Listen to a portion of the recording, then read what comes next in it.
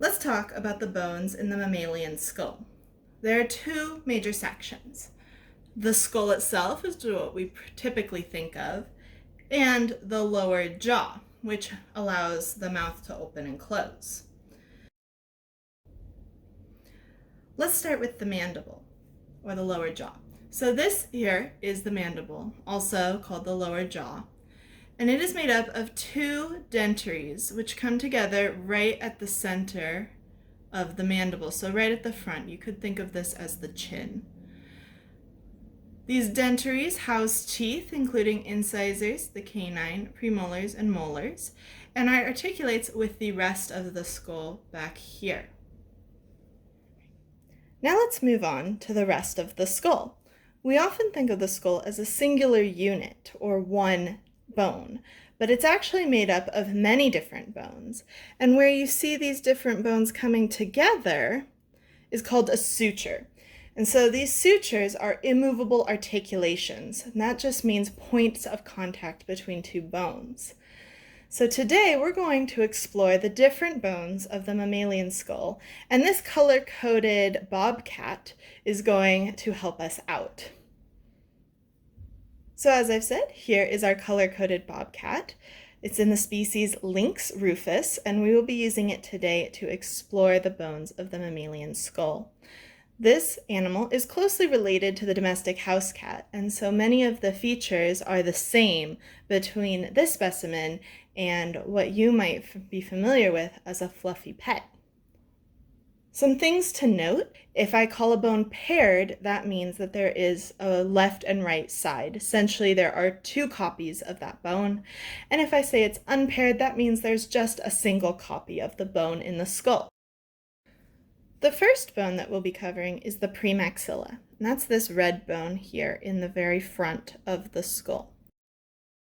The premaxilla is the most anterior bone, so that means it's the farthest to the front of the skull. This is a paired bone, and it contains the three upper incisors, which can be seen on this side. We're missing one over here, that's all right. So it contains the three upper incisors. And we can see here that it extends upwards, as well as extending partially into the beginning of what would be the mouth. So here we have our premaxillae. Next, we're going to cover the maxilla. So the maxilla here is denoted in pink.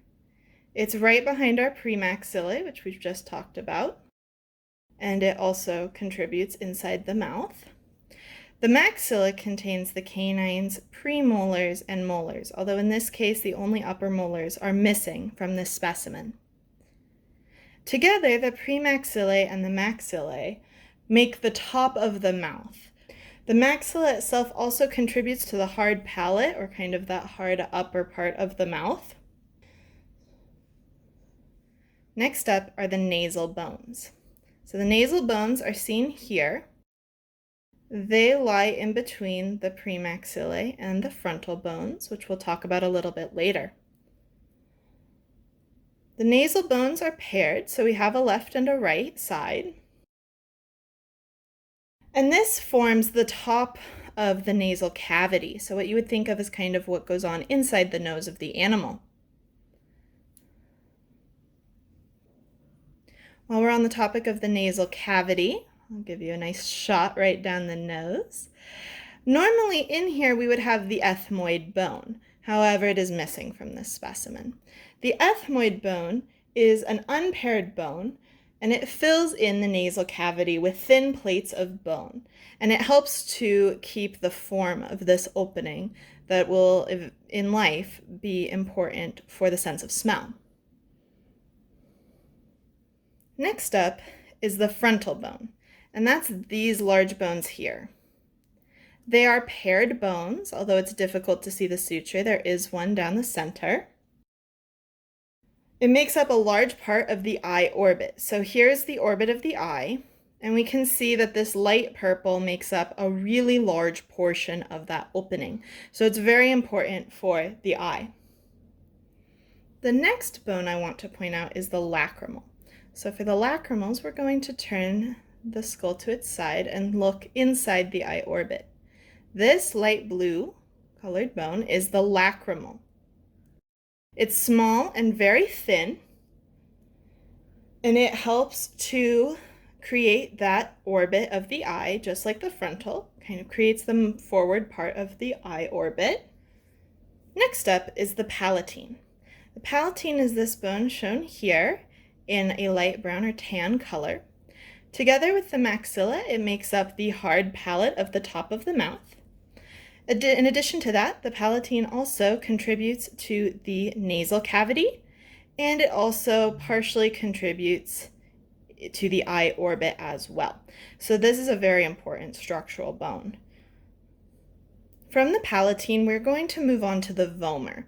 Now, a lot of the vomer is difficult to see in this specimen. It actually is kind of within this canal in here. The vomer is an unpaired bone. It's very difficult to see, but what it does do is it contributes to the bony nasal septum. So if you think about a nose that has a left and right side or a left and right nostril, the vomer is the bone that completes the ossified nasal septum in the skull. Next up is the jugal bone. The jugal, or the zygomatic, is a paired bone that is here shown in light blue. It creates the lower part of the orbit, which provides protection to the eye, and can be thought of as the cheekbone, or that bone that's going to help give kind of more structure to the cheek area of the animal. The jugal, along with the maxilla and the temporal, create this entire zygomatic arch, which is a very important supportive structure. Next up, we're going to talk about the sphenoid bone, which is comprised of several different parts, including the presphenoid, which can be seen here in gold, the basisphenoid, which can be seen here, the pterygoid, which can be seen here, and the alisphenoid, which actually makes up the very back of this orbit. Altogether, these are known as the sphenoid, and the sphenoid helps contribute to the eye orbit through the alisphenoid, and it also helps make up the middle part of the base of the skull. So it's this entire area. Returning to the top of the skull, we have the parietal bones. These are shown in dark purple. They are a paired set, although again, the suture is difficult to see because of the coloration. And these bones make up the vast majority of the brain case of the animal. So underneath these bones is where a large part of the brain would be housed. Behind the parietal bones, we have the interparietal bone. This is an unpaired bone that is fairly small and runs along the back of the parietal bones. It's rather small and has this sagittal crest, and makes up the very back part of that kind of brain case. The next bone I want to talk about is the temporal bone, which has three distinct portions. There's the squamosal, which is here shown in dark blue. There's the auditory bulla, or the tympanic portion, which is shown here in orange. And then there is a petrosal portion, which is difficult to see as this portion faces the inside of the skull. So, to talk about the two portions we can see, the squamosal, here shown in dark blue, is a paired bone. It makes up some of the brain case, so it kind of contributes to that side of the brain case. It assists in creating the zygomatic arch, and it includes our articulation points for the lower jaw. So when I put the lower jaw with the rest of the skull, it would be along here where they would articulate with each other. The tympanic portions, or the auditory bullae, are shown here in orange. So we can clearly see we have a left and a right side. And the tympanic bullae house the ear. So we think of our hearing senses, and they come from this section. The small inner ear bones, called the malleus incus and stapes, would be housed inside of this. Lastly, we have our occipital bone, which makes up the very back of the skull. So here our occipital region is shown in the dark green.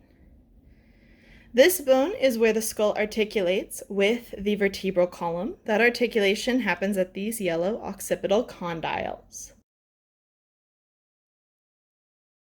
Additionally, the occipital bone contributes to the base of the skull through the basi-occipital, which is shown here in a very light pink.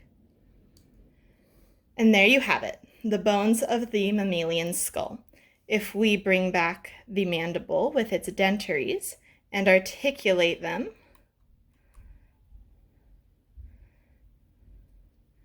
we do indeed have a bobcat skull. I hope that you found this video to be informative, and happy studying!